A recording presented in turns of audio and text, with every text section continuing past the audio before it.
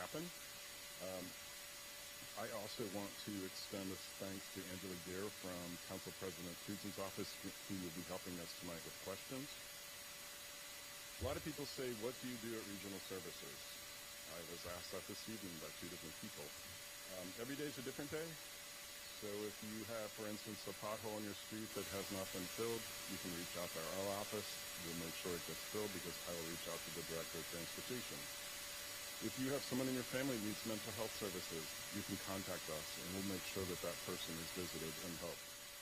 Or if it's just simple that you're not getting a response from a state agency, we have great partnerships with all the different state agencies, including the governor's office, and we can help you with that too.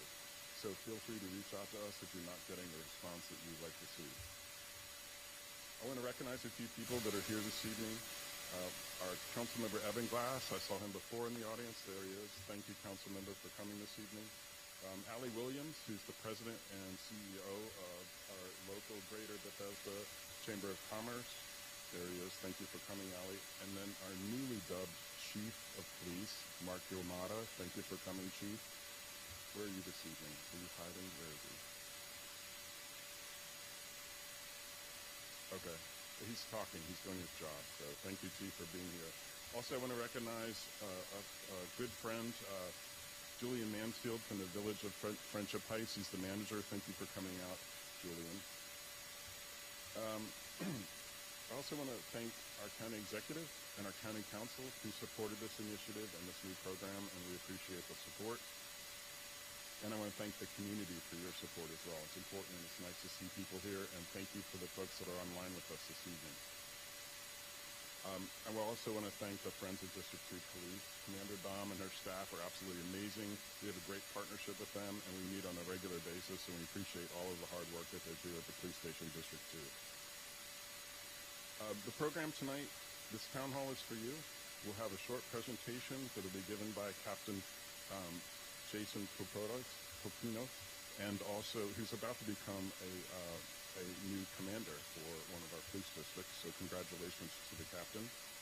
And then after the presentation, we'll have a question and answer opportunity, and we'll have a couple of people that are here tonight. There'll be TJ Dant and Angela Gear that will be taking questions.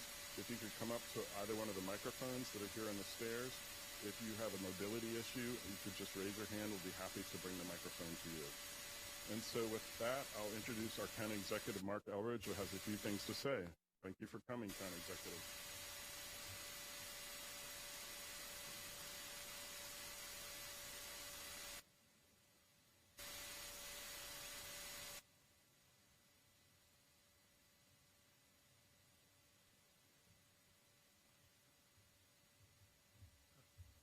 Thank you. Thank you for organizing this.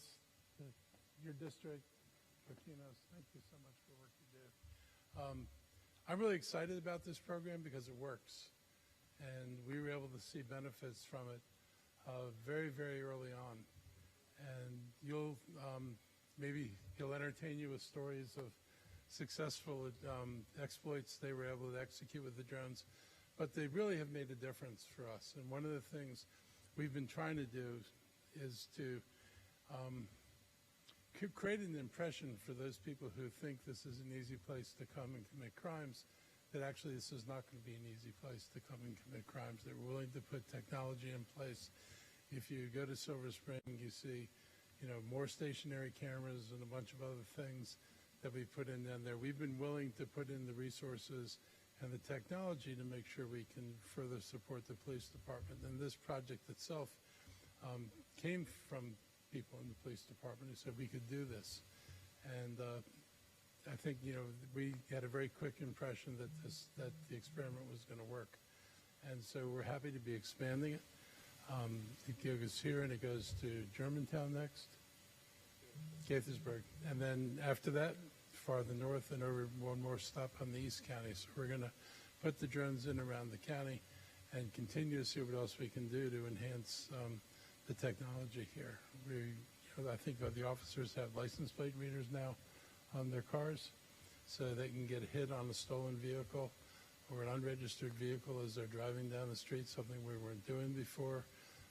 We're working to do that with parked cars as well. With hopefully we can get our the people who do parking enforcement to be able to read license plates at the same time. We want to set the impression that this is going to be an unwelcome place for people who are coming here to disturb what we're trying to build here. So I feel really comfortable with this. We dealt with civil liberties questions very, very early on. This, as you'll find out, the drones do not patrol the neighborhood. They're not flying over the street and taking photographs of everybody for the files and collecting. They're basically, they come when they're called. When there's an incident, they go up in the air, they get to the site. Only when they get to the site do the cameras come down and they start focusing in on where they're supposed to be. So this has been constructed in a way that we don't feel we have to worry about civil liberties concerns, and at the same time, it's been constructed in a way that's effective. So I just wanted to let you know that we are very supportive of this. I anticipate this as a permanent fixture. I think it would be hard to go back from this unless everything suddenly becomes peaceful and quiet and like Mayberry. But we're not Mayberry, so we'll probably have this around for a while. But it's important and it makes the place safer, and I think it helps residents have a better feeling that we are doing what we can do to deal with the crime situation. So anyway, I just want to thank you for giving me a few moments here, and I'm going to stay around for a little while. But I'm glad I know there's a Zoom audience for this. So using all the available media to get people to hear what we're talking about is great. So thank you all.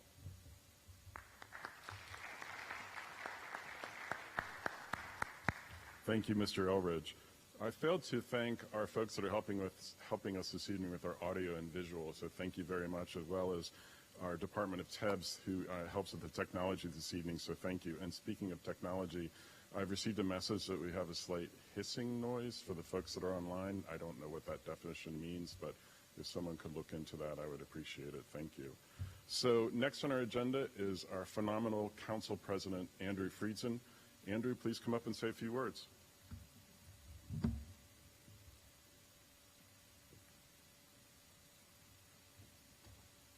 Good evening. Thank you, Pete. Thank you to the Regional Service Center. I'm Andrew Friedson. Have the privilege and honor of representing this community on the County Council and serving this year as the president of the County Council.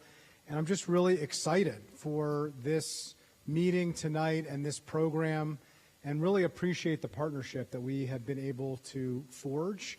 We have a great partnership, myself personally, my office more broadly, with Commander Daum and the 2nd District. It really is great to be able to have such a close working relationship with our district command and recognize the challenges that we face in policing right now, and being able to work together with the community to address this need. And with a lot of effort during this budget process, it was a tough budget process.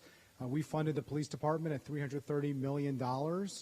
And we advanced this funding for this program, which is one of the most innovative public safety programs that we're seeing anywhere across the country. We had the governor come to Montgomery County to see what we were doing and to be able to share the innovative approaches that Montgomery County is taking to address some of the challenges that we face in policing, and leveraging technology to address those needs and to make sure that we're doing everything that we can to keep our community safe. I've got to give kudos and appreciation to the county executive for including this in the recommended budget. Really appreciate the significant advocacy. I was proud to work very closely with the chamber and with the CAB, the Citizens Advisory Board, with so many residents and municipalities and others who are advocating to make sure that we expanded this program into a core urban center where we have so many of our businesses. Almost half of our businesses in Montgomery County are served by the Bethesda Chevy Chase Regional Service Center, and to be able to have this type of program to be able to address so many of the crimes against businesses and property crimes that we're seeing, and to be able to serve as a deterrent, to be able to mitigate some of the issues that could escalate significantly into much more serious issues. That's what this program does, and I want to give a special shout out to another friend of mine. I'm proud to say, am I allowed to say Commander Kokinos yet? Captain Kokinos, Commander Kokinos, and he and now Chief Yamada have really done a great job of going out into the community, as this was a pilot program in Silver Spring and Wheaton, explaining how it was going to work, doing the research, going out to other jurisdictions around the country. We are the largest jurisdiction that has deployed this anywhere in the country, which we should be proud of, but we're not the first. And we saw what worked and ways to address issues and ways to be more transparent. And Captain Kokinos and Chief Yamada really led the police department in the efforts to really do the type of community outreach that this reflects. So I just want to extend my appreciation to them. We have the best police department anywhere in the country, and this is an example of how we're leveraging technology and we're leveraging the best resources that we have to improve upon the hardworking men and women who serve our communities to keep us safe each and every day. If you have any questions, please reach out to me. I'll be here for the duration of tonight's meeting. Cindy Gibson, my chief of staff, is here. A couple members of my team, Angela Gear and Andrew Resnick, are also here. And so just wanted to extend my appreciation to them as well, and want to give my appreciation as well to Susan Farag as we were addressing some of the questions about this program. Susan Farag on our council staff really helped us to navigate through that and to be a bridge between the police department and the council. So really proud that we're here, really looking forward to a robust conversation, and just really excited that Bethesda is going to be an area that this proven program that has shown great results in addressing public safety in a way that keeps people safer and makes sure that we de-escalate challenges is going to be expanded into our community. So with that, thank you, and let's have a good evening, and really appreciate your partnership in keeping our community safe.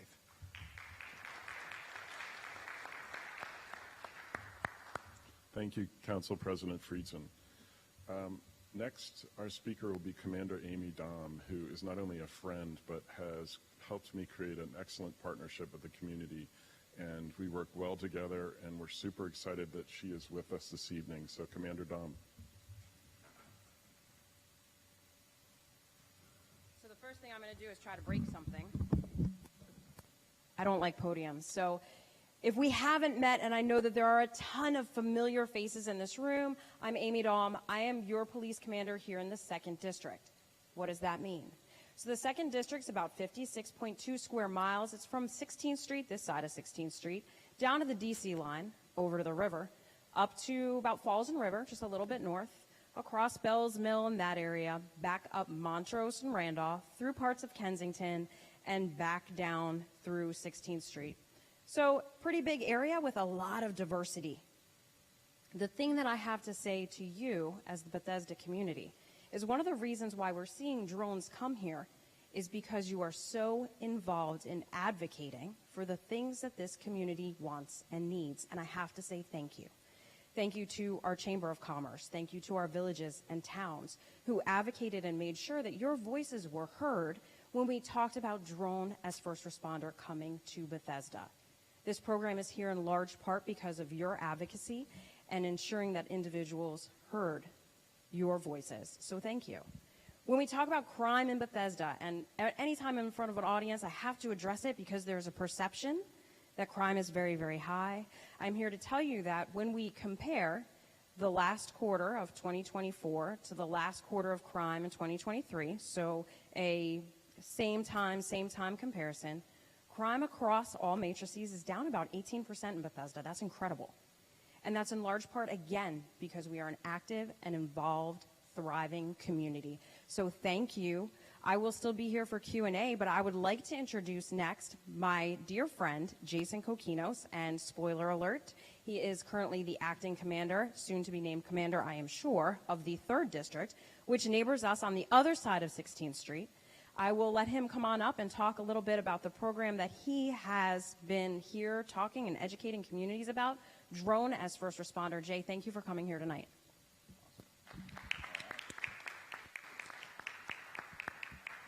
Great, thank you.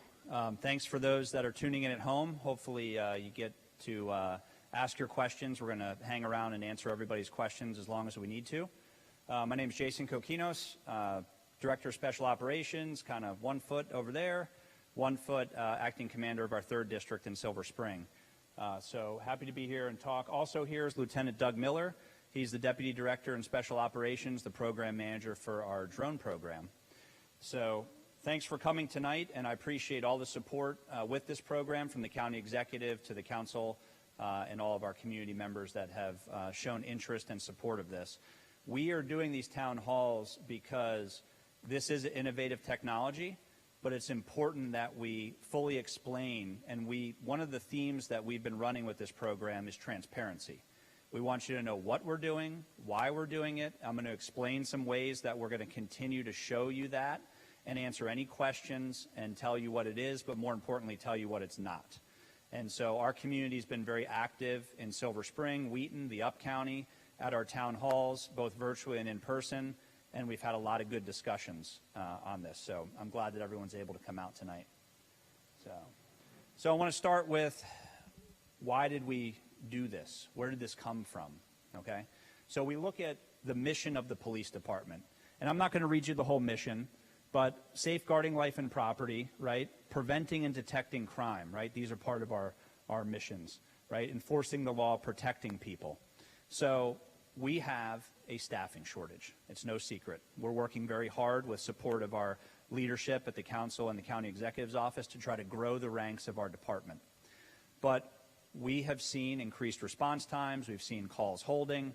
And so we need to be innovative. We need to leverage technology to try to meet our mission of providing high-quality public safety to our community. So it starts with our mission, and that's why we started thinking about what are some ways that we can do that and help our community. So what is drone as first responder? There's a lot of drones being used in various industries and things like that. So Chula Vista, California is the first agency. They're out of California near San Diego. They came up with this concept back in 2018. And so we have traveled to California in our research, and we basically are very thankful to them because they allowed us to steal a lot of the things that worked, and they educated us on what doesn't work. So we didn't have to reinvent the wheel. But essentially what drone as first responder is, we have a drone, and there's one up here on this table here tonight. This is the exact example of the drone that we're using, and we'll talk a little bit about that later. But we are pre-positioning it on top of a building. So in Bethesda here, it'll be somewhere in the downtown central business district on top of one of our high rises. And essentially that drone will be up there. There is a contractor right now that's up on the roof with the drone anytime it's operational. And now the drone is not operational 24 hours a day, 7 days a week. We're budgeted for this fiscal year for a certain amount of hours and days. So for Bethesda, it's about 40 hours of operation per week. And that contractor is up there, and that drone sits up there, and essentially it gets sent to 911 calls or police-generated calls. So you'll hear me talk about this more. It's not proactively patrolling. There's no surveillance. When the 911 call comes in, or if an officer comes across an emergency, the drone can then fly to assist. And think of it as like a little mini helicopter. So unfortunately, in Montgomery County, we don't have a police helicopter. Many major agencies like ours do have that air support, which provides a very valuable resource. This is the closest thing to a helicopter for us. There's a lot of benefits to it. Clean energy. It's not running fuel. It's a lot safer.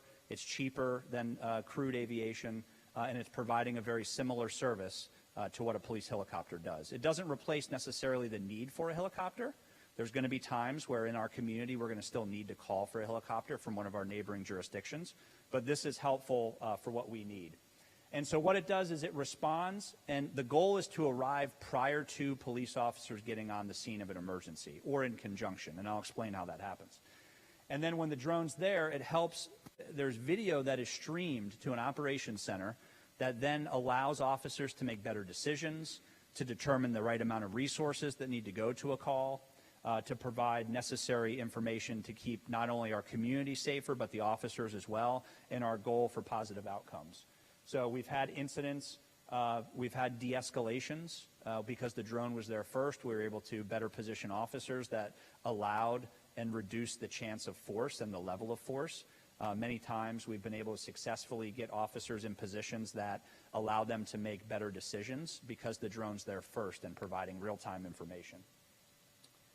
So here's our objectives of the program. So we've been doing this since the middle of November in Silver Spring. That was our first site. And we've been doing it since February 1st in Wheaton. That's our second site. So not only am I going to tell you what our objectives are, but I'm also going to tell you what we've been doing because we've had a lot of success. We're meeting our goals. This week, we are going to hit number 1,000. There will be 1,000 flights of drone as first responder in Montgomery County this week. So it's been very busy in Silver Spring and Wheaton. Improve response times. So when you call 911, the call taker that answers the phone is going to process your information. We'll talk a little bit more in the weeds on timing here in another slide. That gets sent to a police officer who then has to drive to an emergency. That could be minutes, 5, 6, 7 minutes.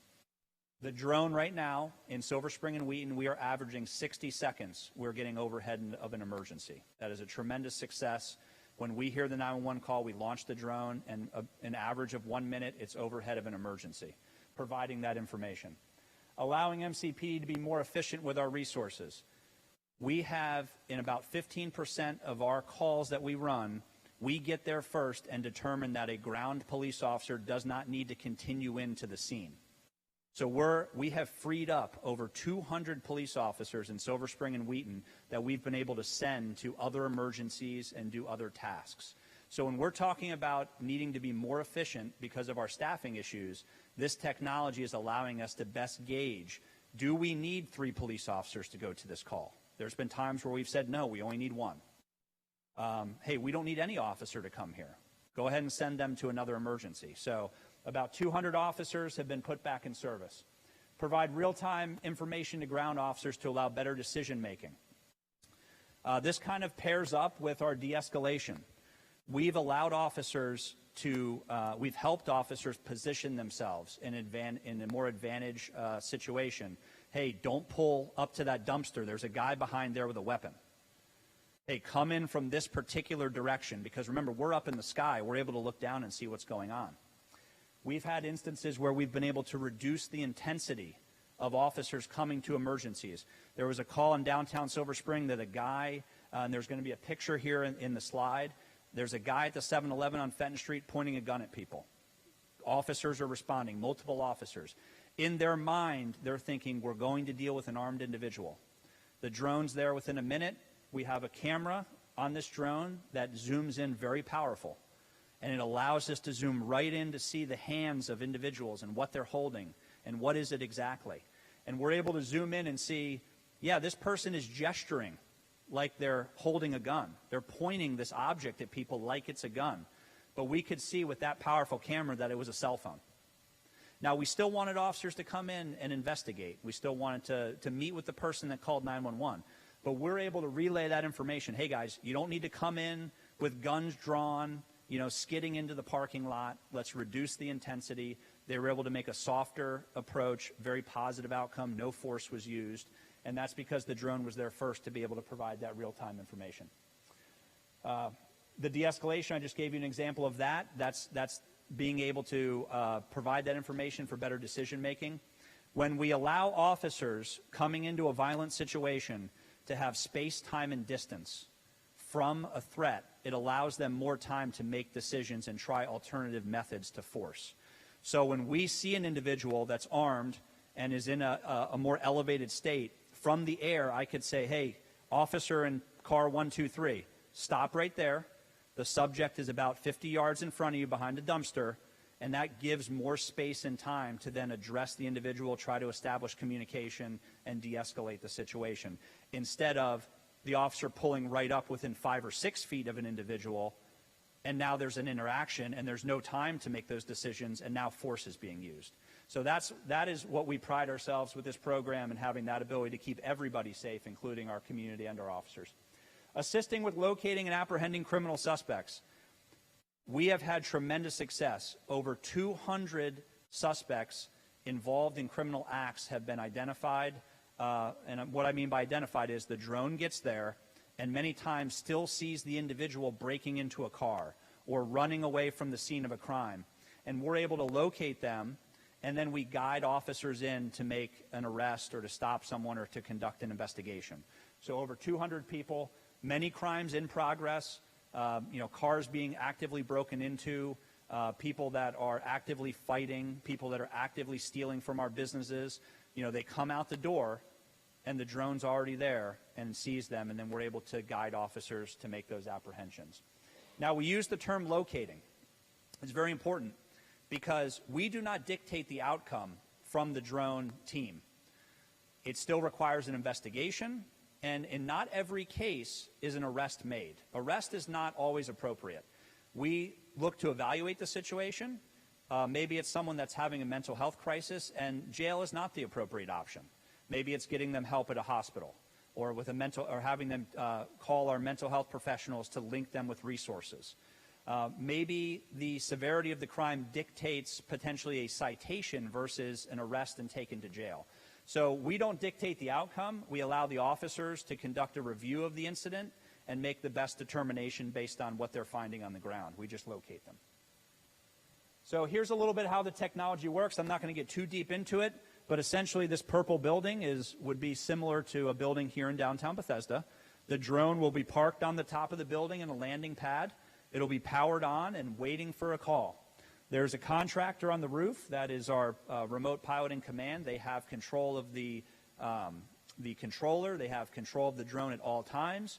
They're responsible for the safety. They're responsible for making sure that before the drone launches that the sky is clear. And they're also responsible, because we are in the flight restricted zone, very heavily airspace, they are responsible for maintaining visual line of sight of the drone at all times. And that's why we put it on what we hope to be the tallest building, or one of the tallest buildings in the area. Now, when we get out to the up county, just for curiosity purposes for anybody here, that's outside the flight restricted zone. So we have a separate waiver. Everything is, we are allowed to do all of this through the FAA and our TSA partners. Out in Gaithersburg in the up county, we're going to have a larger operational area because we have what's called a beyond visual line of sight waiver, which allows us to fly and not physically see the drone itself, but to see the sky around where the drone is. But down here in Bethesda, you might ask when you see the map, why can't we fly to Montgomery Mall? Why can't we fly to Pike and Rose? Because inside the flight restricted zone, we have to be able to see that drone. So we're looking at essentially a 1.2 nautical mile radius around downtown Bethesda. And we'll show you a map, and you'll get to see everything that's covered in that area. But that's why it's so limited. We will not have those issues up county. The drone responds to an event. In this picture, it's an auto accident. And that video streams to our remote operations room, which is out of our special operations division. And we have officers there that can control the camera and things of that nature and relay information to officers on the ground. So the people ask us quite frequently, you said that it flies to 911 calls and police-generated calls. We actually have a list of calls that we will not fly. And a lot of this was based on our community feedback and things like that. We do not fly calls that occurred earlier and there's no suspect on the scene, no safety issue, right? Safety and suspects are our primary thing that we're looking at. We don't fly things such as parking complaints, noise complaints. There was some concerns from our community. Labor Day, 1 or 2 years ago, they put drones up in New York City, and they were going over people's backyards trying to see how loud the Labor Day party was. We're not going to be doing that. If you are having a gathering at your residence, you're not going to have to worry about a police drone coming by. If it's a little too noisy, a police officer is going to come knock on your door. So we won't be spying on anyone in those regards. So I'm going to get into how this thing is so fast. People ask that question. So when you call 911, this bar graph, it may be hard to see for some people, but we're going to be focused on the left side, the blue, it's the second one in from the left. That is the process time. When you call, the call taker is going to say, where's the emergency? What's your phone number? What's going on? And they're taking all this information in, and they're typing it into a system that then sends it to the dispatcher, which gets sent to a police officer. We utilize a technology program called Live 911. Live 911 is a software that allows our police officers in the drone operations room, the minute that 911 answers your call, we can hear it live in the drone room. So when you say, you know, I'm at Wisconsin Avenue and Montgomery Avenue, and there's two people fighting here. Well, we just start sending the drone. We don't need to wait to get all that other information and have it get sent to a dispatcher. So when that 2-minute time frame's happening, where they're gathering all your information, the drone's already on the way.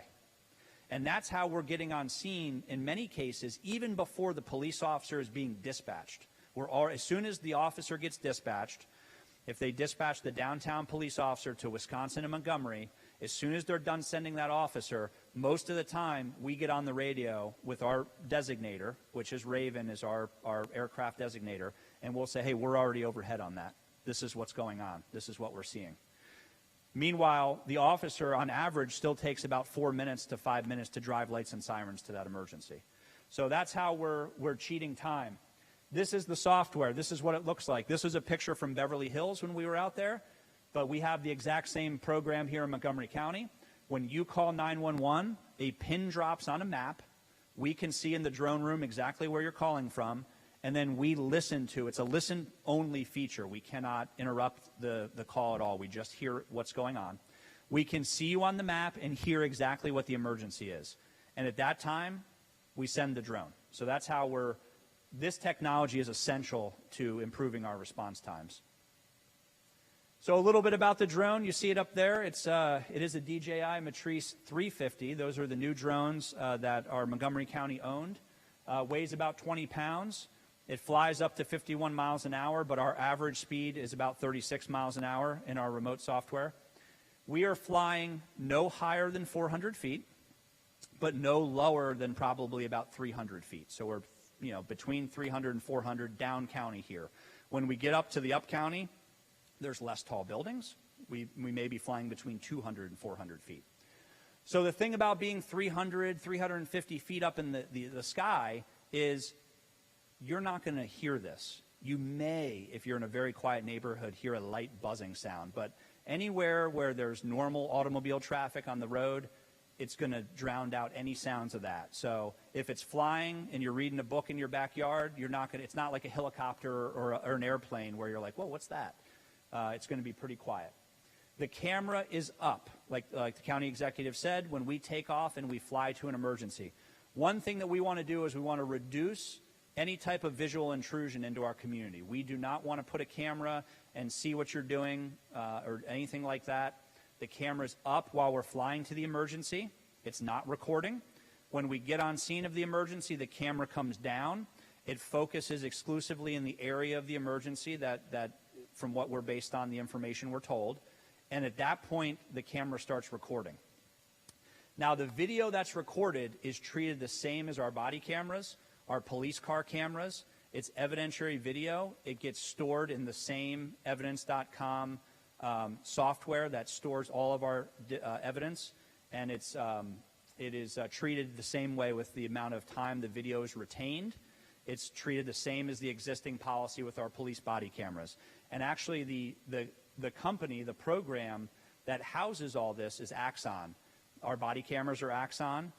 The company that runs our drone system is Axon Air. So everything integrates into the same technology platform.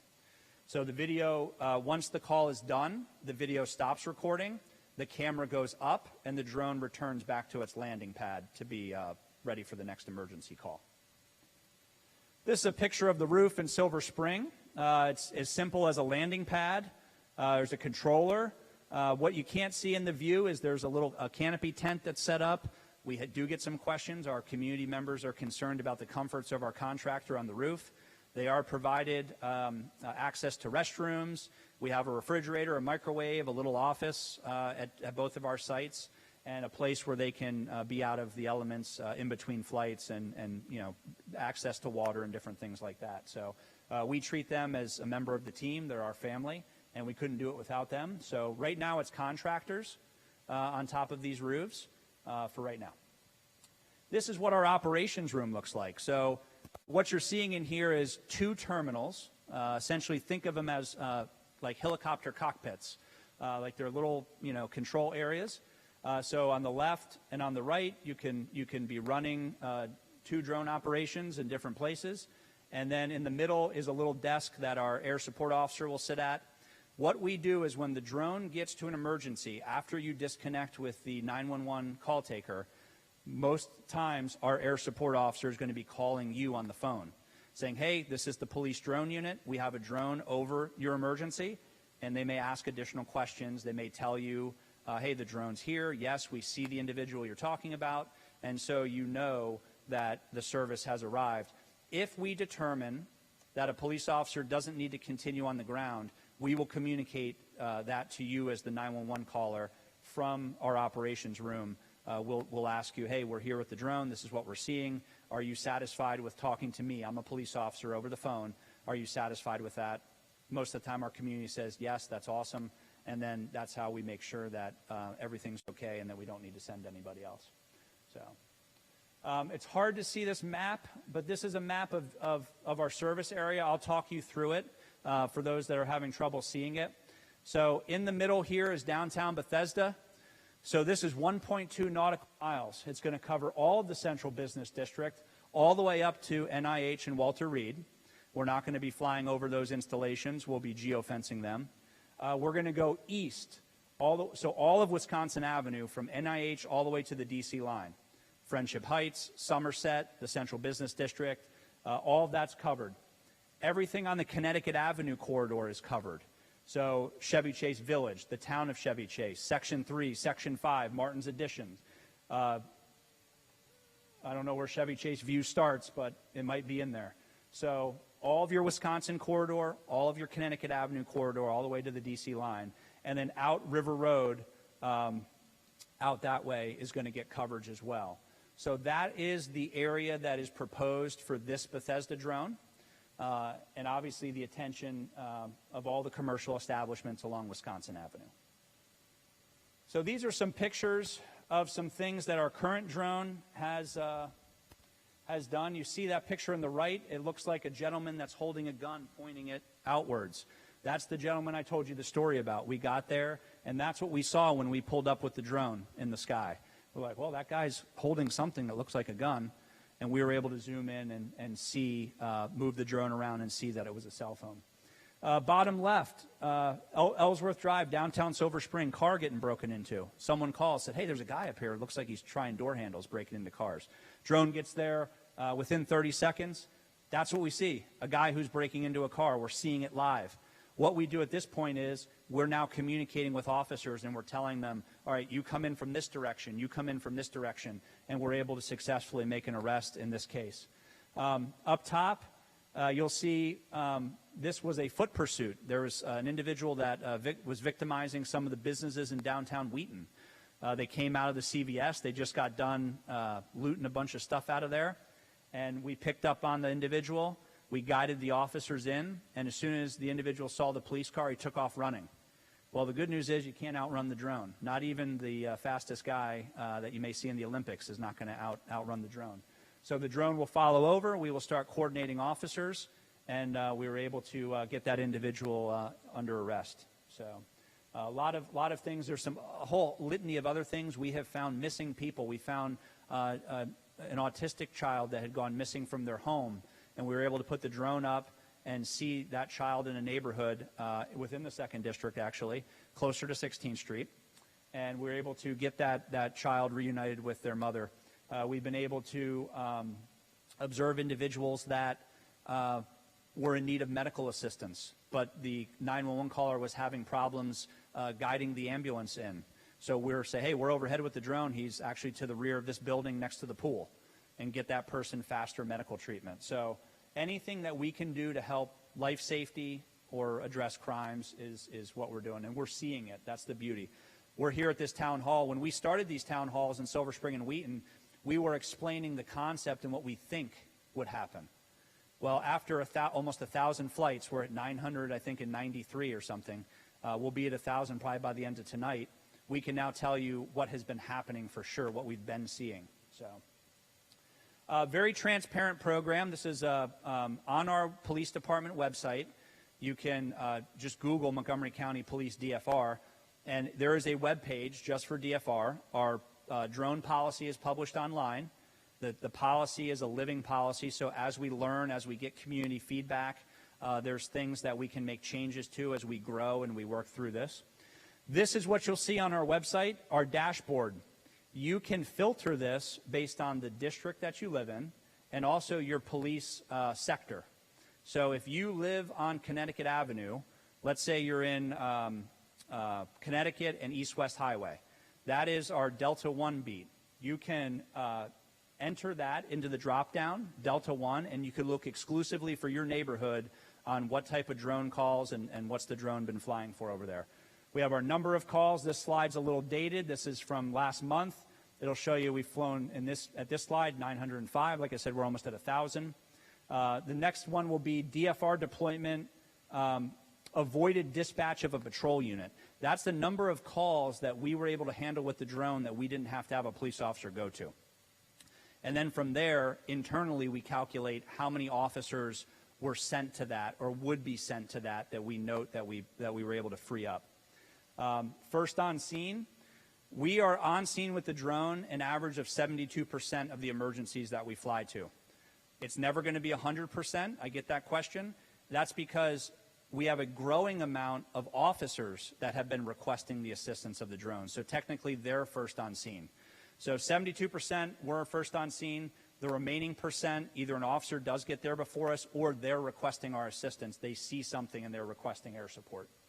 And our average response times, when we're first on scene and total, averages between 49 seconds and 69 seconds. So under a minute to just over a minute. It's about an average 1 minute for us to get overhead on these calls. So you'll also be able to see the top 10 calls and you can filter that by your geographic area. If you want to just see Bethesda, you'll see what percentage of calls the drone is flying to. A majority of our calls are theft related. That's shoplifting, that's breaking into cars, that's theft of property, personal property, could be anything like that. But you'll see on the website, you can see the range of different calls that we fly. The other thing that we do is there is a tab on our website that you can click. Every drone flight that we fly is linked to a police event number because it's only flown to official police calls. We publish the flight maps for every call that we fly for you all in the community to see what we're doing.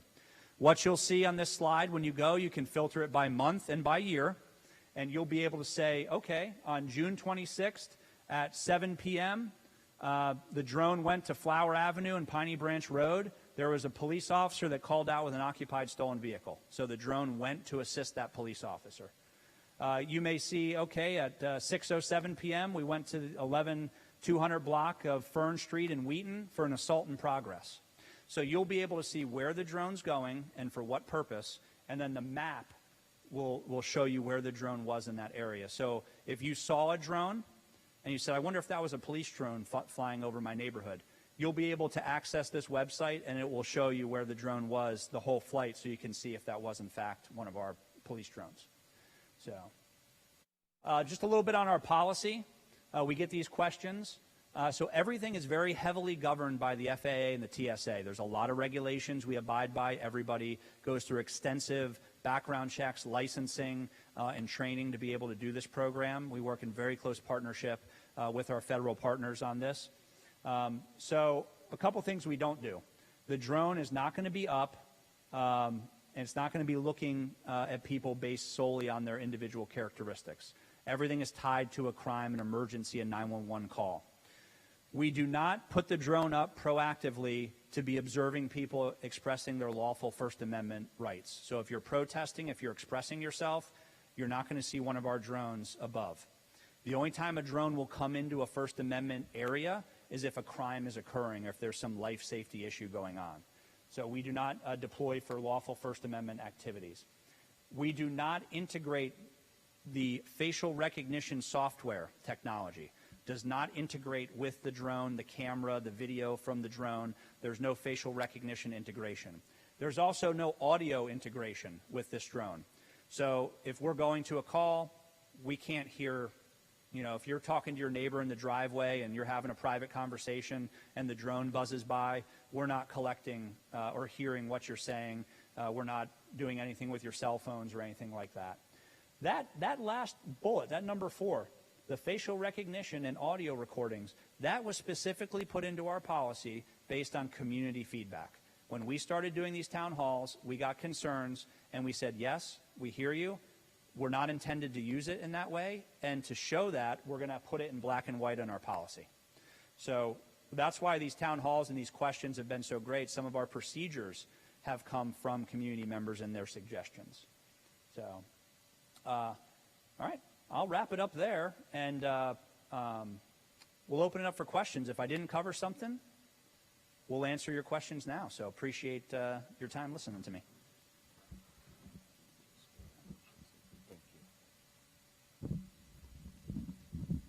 Thank you, Captain Coquinos. If we could give him a round of applause.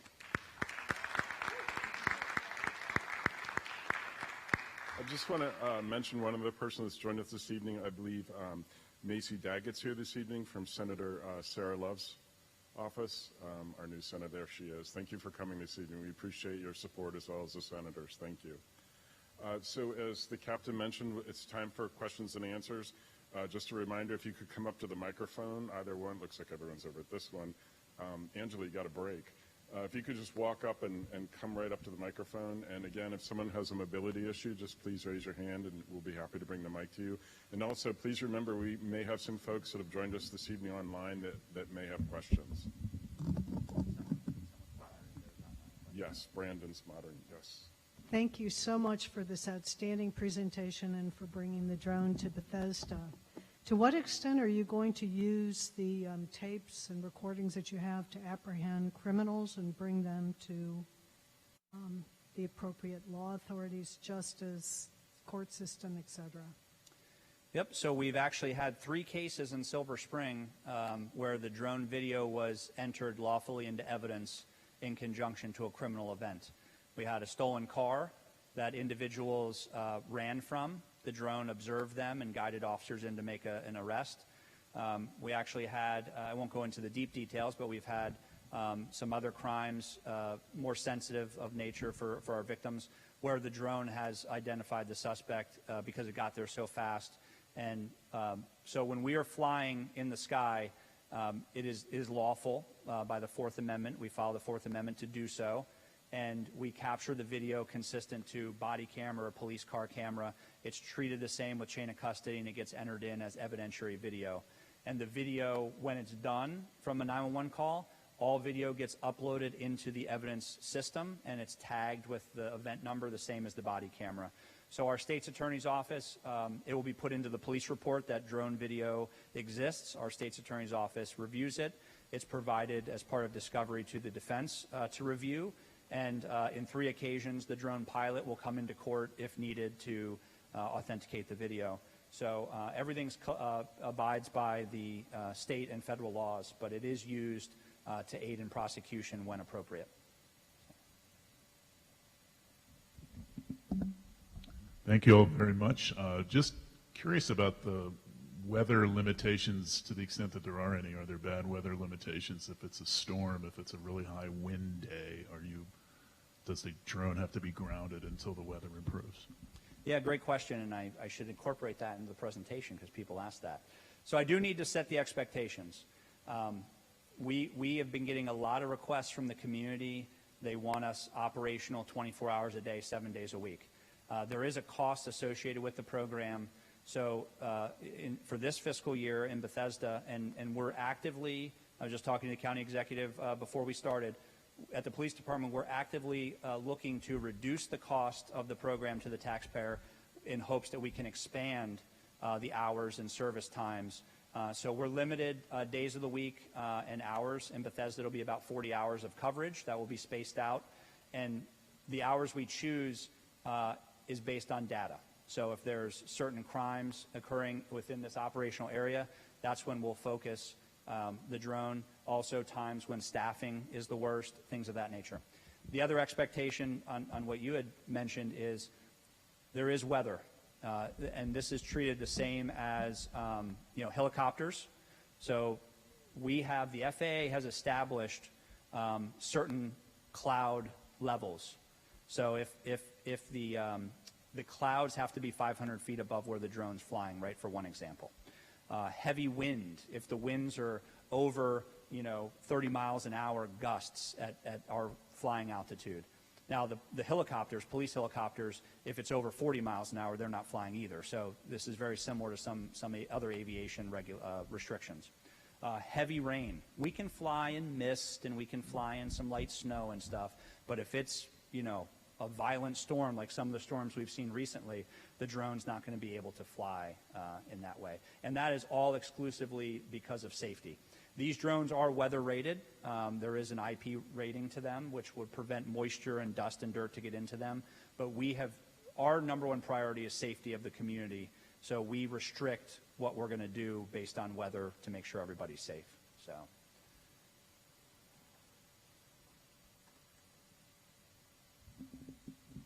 I want to thank you so much for this evening's presentation. This has been amazingly informative, and certainly, to my way of thinking, will incredibly increase the confidence level of the community in the ability of your division, both the fire department and the police department, to improve our safety. And so I liken it in some ways to the introduction of the cell phone in the 1980s and what a difference that made to all of us who are here and most of the general public, as well as the police department and the fire department, because that level of technology reduced so many of the missing persons calls and other calls of that nature that you all at one point in time had to send manpower to. There is only just one exception to this amazing level of technology, and that is I, who live on that Connecticut Avenue corridor close to Rock Creek Park. What I wonder, and I think You're going for a hike in Rock Creek Park, and you want to be able to call if something happens and you don't have your phone with you? No, I will have my phone with me, Okay. but I feel I'm being stalked, Yeah. or that there's something happening around me that I feel threatened by. Yep. And knowing that that drone could conceivably, fly in here and give me some sense of security, that I can talk to someone on the live phone who says, we can see this person who is stalking you, this is what we feel is happening, or we are going to send a policeman, right away. That's a tremendous sense of confidence for me. And I'm using myself as an example of people in my age group who may well decide to undertake, a stroll in the park or whatever. But I'm wondering if there isn't the possibility of that false sense of security increasing over time, and what is it that what sort of procedures are you putting in place? And maybe you don't have any, because I'm sort of operating on what the National Park System had found they had to do, because people had a false sense of security with their cell phones. I'm just wondering if you've had any conversations about that with the National Park Service, or if you have had other people in the community talk about, is there any restriction to my being able to call you if I feel like I'm being stalked? Yeah, so absolutely. I mean, we encourage people to call 911 if they feel something's happening, and that's the benefit of the drone. It gets there so fast. It can evaluate the scene to see. And we do have a procedure that when we hear you disconnect with 911, our air support officer is going to call your phone to gather more information and to talk with you about that. The limitations are you may call 911. The drone can't be everywhere. Right. So if we're operating, maybe we had a robbery on Wisconsin Avenue and we're overhead tracking a suspect, and you call in on Rock Creek Park, the drone may be busy on another emergency. So that could be where you're talking about, maybe you're assuming, if I call, this drone's going to come. Right. And so the procedure we have for that is the drone goes to an emergency and it's there just long enough to stabilize, and then we leave, because we want to be available as much as possible for as many calls as possible. So the drone is not going to be unnecessarily hanging out at a call longer than it needs to be, and that's what we're trying to do. We want to be in service for as many calls as we can go to. Now, there are times where we're on an emergency call and we can't go to another one. There's times where we have had this happen in Silver Spring and Wheaton. We will be over an emergency, and a higher priority emergency will come through, or something that's more serious, where we can actually say to the officers on the ground, hey, we're going to have to clear out. We got to go to another one. and then we will fly the drone from one emergency directly to the other one. So those are some things that we do to try to be available as much as we can. I don't want to stand here and guarantee to every person in our community that the drone's always going to be every time you call.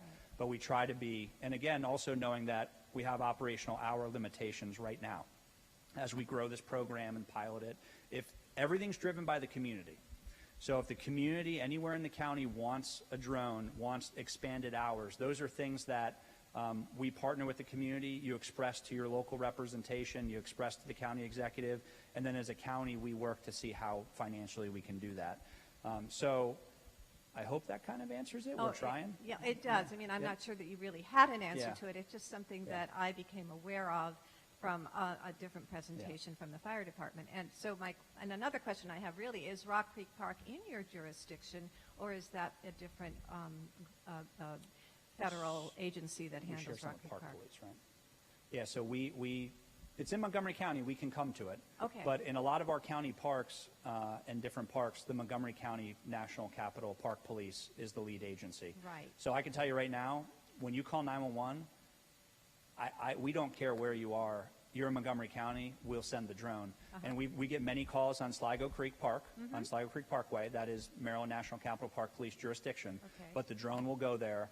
And then we've had calls where we can switch and talk to the park police officers on the radio, and we can share information with them on what's going on. The other thing I'll say for folks that are out in the, whether it's a park or something where you're not close to a street name, for those that are tech savvy or want to learn about it, What 3 Words is an app you can get on your phone. And what 3 Words is when there's an emergency, they take the earth. The earth is broken up, geniuses, whoever these people are, 10-foot by 10-foot squares. Every 10-foot by 10-foot square has 3 unique words assigned to it. Okay. So you can call 911, you can say, I don't know where I am, but my What 3 Words app says that I'm at orange seat carpet. And the dispatcher can pull that up on a map and see exactly where you are. We can send the drone based on What 3 Word locations. So there's ways we can send the drone. We don't need to know your exact address. If we have an address, we can send the drone to an address. If I know where you are on a map, I can click on the map and it'll send. I can also I can type in, if I hear you on 911, you say I'm at seat orange carpet, I can type that in and the drone will go to where you are. That's so helpful. Yeah, Thank so you What 3 very Words much. is the app. I encourage everyone to get it. Thank you so much. Yep. Okay.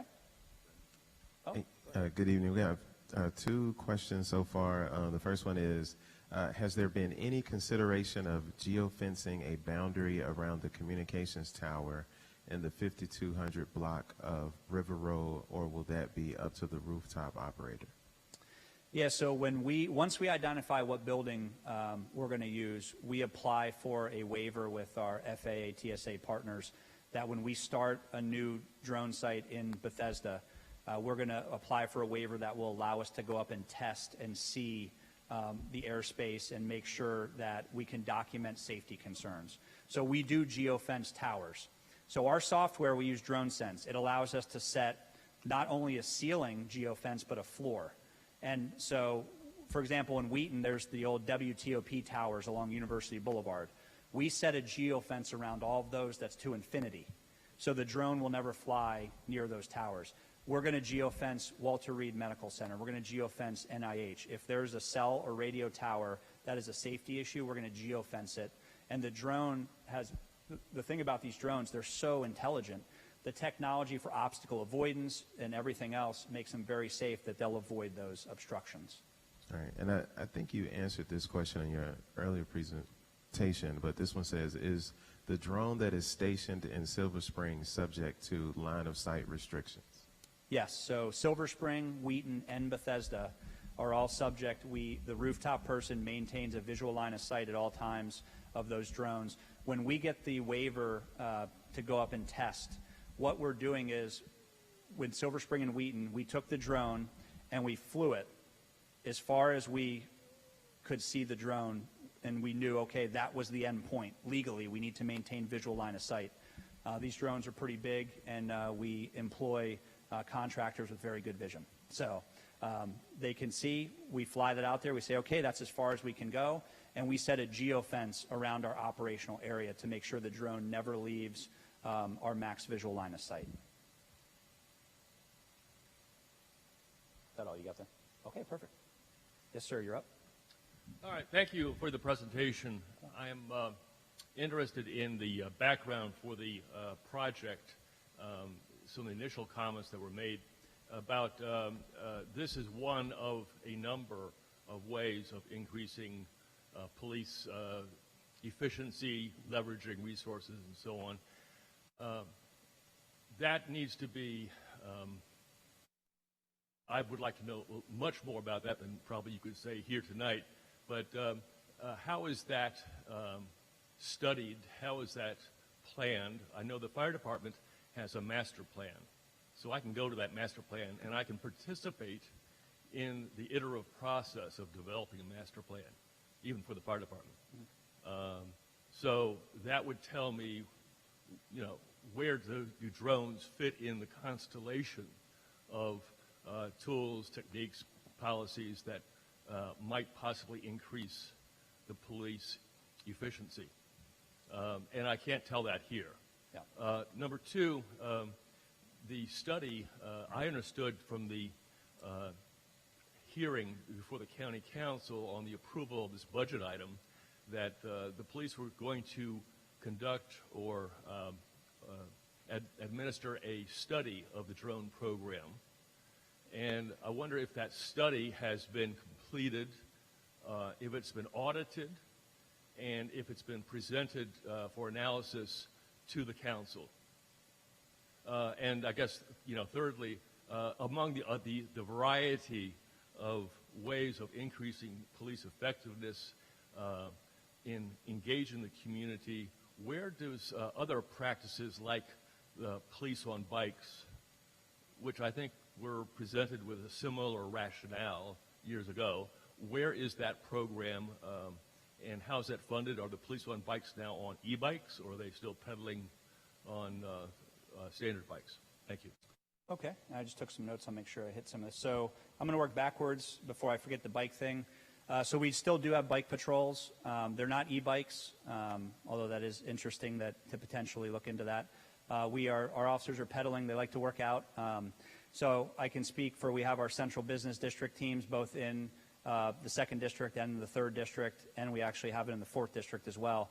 And those officers are out on bikes and doing things like that. So one thing I'll say, and I'm glad you brought this up, this is just one tool in the toolbox. It's not the end-all be-all. It's not the solution to all the world's problems. It's one thing amongst a whole host of other things that we need to be looking at doing. So before we did this program, we didn't just dream it up and enact it. We did about a year's worth of research, studying the effectiveness. So this is really taken off on the West Coast in California. So we traveled to Santa Monica, Beverly Hills, and Chula Vista, which is outside San Diego. Horrible trip, I must say. Just kidding. Southern California was nice. We went out, we sat with them. What works, what doesn't, what's your data, what are you seeing? Chula Vista's been doing this, for, at the time, 5 years when we were researching this. So we had 5 years of good data to look at and to analyze. What are some mistakes you made? We did a lot of legal research. So there was a lot of preparation before the idea was pitched. So the efficiency, how we created the goals of the program, we looked at how is this program working in California? What can we expect potentially? Because every community is different. We're in the D.C. area. It's different airspace. The weather's different.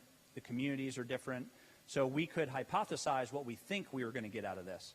But now that we have almost 1,000 flights in, we have our own data to reflect on. And is this working the way we hypothesized? I will say internally, I believe it is, based on our goals that we've set. However, there's a couple things that are in the works.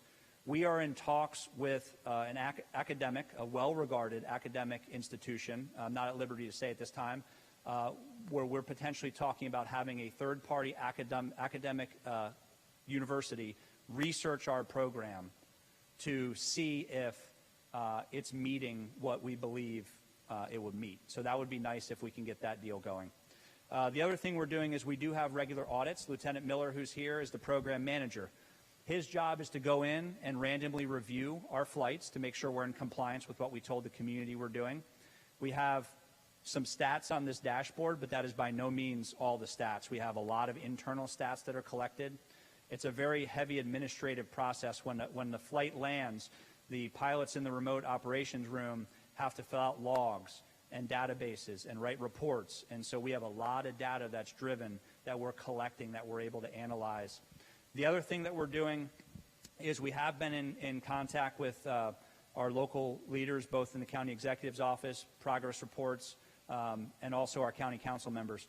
What we're going to be doing here shortly is we have a bunch of success stories that we're going to be putting out, about 2-minute videos showing the different examples of the things that the drone's been doing. On the Montgomery County Police Department YouTube page, there's a playlist for Drone as First Responder. That's where these videos will live. Everyone will be able to watch them.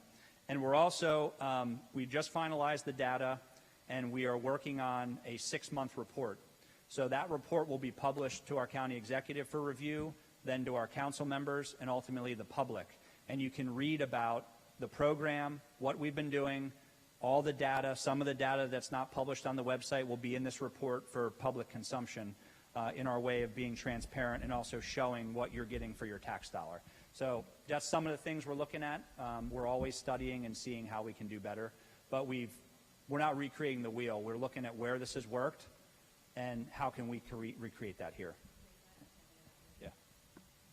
So while you wait for those reports to be finished, this is a really transparent product, right? This is something that Captain Kokinos and the department has worked really hard to ensure that the public has a lot of information about what your drones are doing in your community.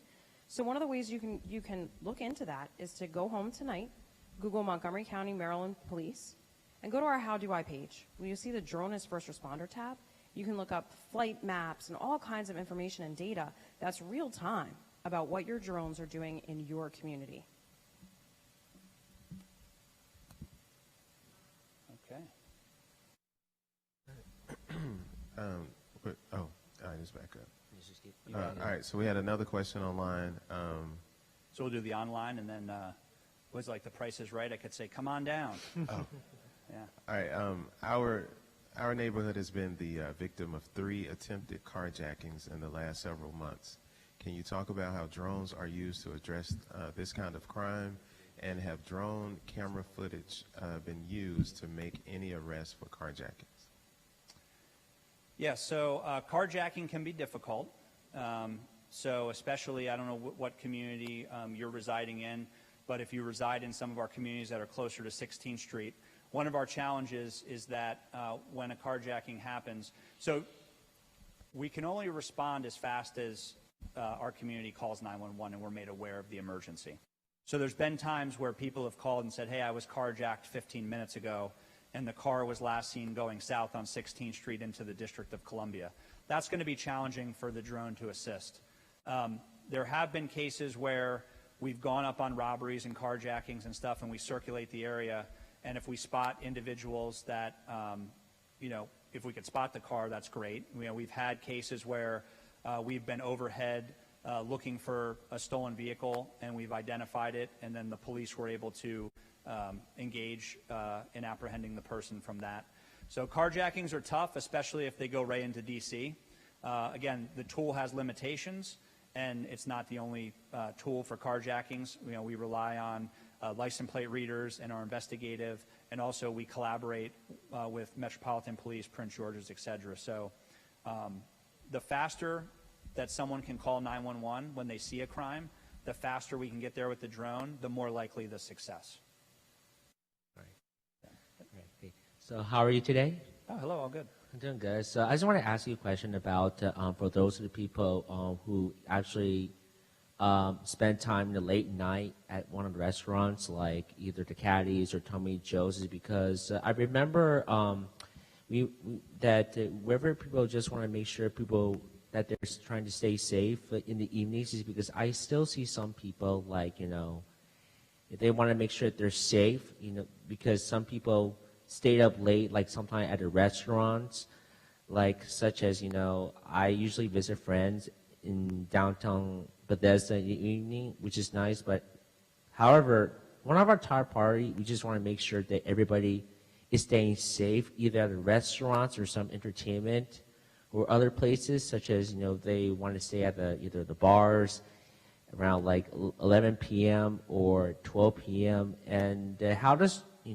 drone does in order to make sure people, wherever they're trying to stay safe late in the night, because this is some big concern that I had to deal with, but not just crime in Bethesda, but also throughout like Silver Spring or Rockville or any other places, because that's one of our top priority, because we want to make sure everybody's safe wherever they're trying to stay up late, either the holiday seasons or Halloweens or throughout the summer. So that's the big concern for everybody. Yeah, definitely. And thanks for asking that. So again, the drone's only one tool of our toolbox for law enforcement. So the drone is not going to replace the need for police officers. We still need to hire more police officers. We still need police officers in the community. And so in the interim, other tools, right?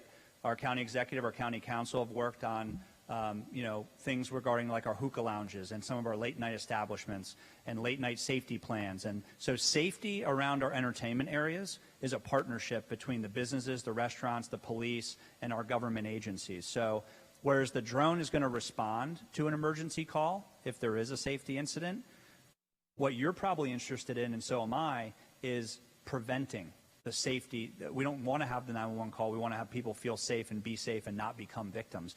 And so that delves into the other side of our world, right, of police officers, their ability to be visible and present, and working with our restaurants on ways that we can improve safety. So the drone's one piece of it, but I think a lot of our other initiatives and things that recently the county executive and county council have done, that's kind of how we're working on trying to improve the safety. But we still need police officers on the ground to do that. So patrolling and being out there and stuff like that as well. All right. Thank you. Yep.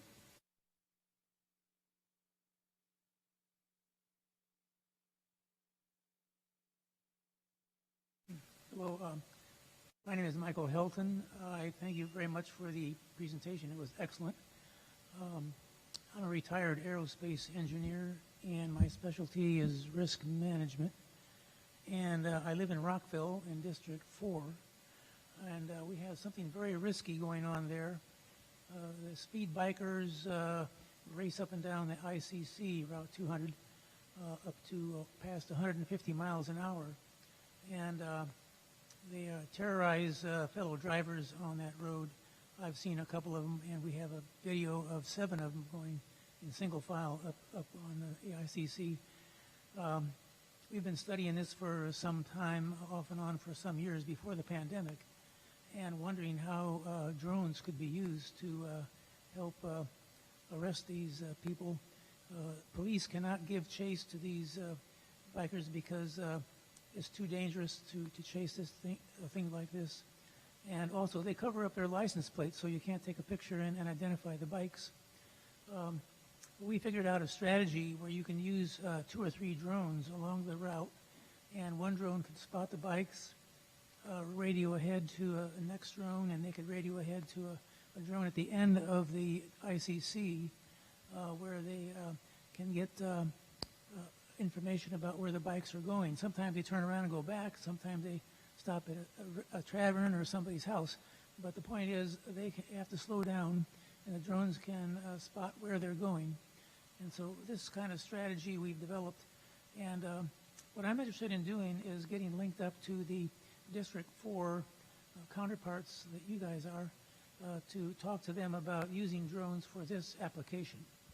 Yeah, so drones are kind of interesting, right? Everyone's starting to use them across different industries. So Maryland State Highway, they have a drone that they use for certain things.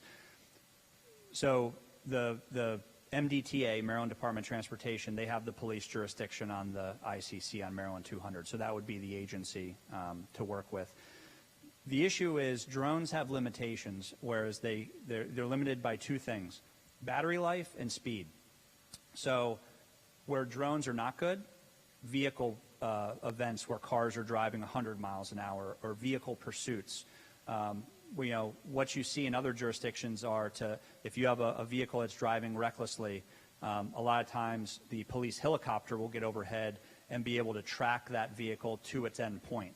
So that's a resource that we lack in Montgomery County. We try to leverage our partners in Prince George's and Maryland State Police for their helicopter. So when we talk about car rallies and motorcycles and ATVs and stuff, it is hard because we can't chase them. There could be unnecessary risk to the community by chasing them. We have to be smart.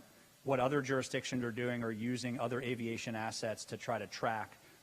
I'm not saying that drones couldn't be in that discussion at some point. There are some drones coming out that can travel up to 100 miles an hour and different things like that. So the technology is rapidly evolving. So it's worth exploring, I think, with anything. You never know. And you may have an idea now, and the way the tech is going, a year from now, it might be technology available. So I'd encourage you definitely to talk with the Maryland Department of Transportation for that roadway. We're always looking at how can we use drones differently. I will tell you from a Montgomery County, at least my personal standpoint, we serve the community. So if the community wants us to explore something, and our elected leaders want us to explore something, and that's what we all decide, we can look into that. But right now, this program, we're keeping it very limited to what we're telling you that we're doing it for, 911 calls and police-generated calls. There's a whole slew of other ways you can use these things, but that, again, has to be something that the community wants. I'll tell you, we don't do it, but Beverly Hills, for example, they will proactively fly and check schools, synagogues, churches, tourist hotspots. They'll patrol on their way back from a call. We don't do that. But so other agencies, other communities want things a certain way. So that's where we hear what you want. We work it through our local leaders, and we make a decision as a community what we want to do. So, but I appreciate you being thinking tech-wise. Okay, thank you very much. I may want to use you folks to get a contact up there, because the contacts I've tried do not respond. Okay. So if you want to go back to Lieutenant Miller, maybe Lieutenant Miller can Google our MDTA ICC detachment and get you the number over there. Thank you. Thank you.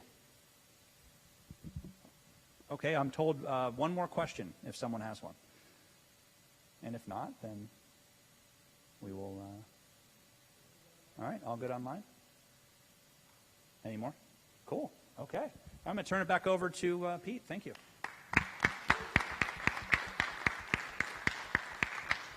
Thank you very much, Captain. Once again, I just want to thank everyone online this evening that joined us, and also thank you all for coming out tonight in such poor weather. We appreciate you being here. Great questions, and I believe you have the right contact information if you have further questions, but I can also give you a card. So have a great evening, everyone, and thank you again.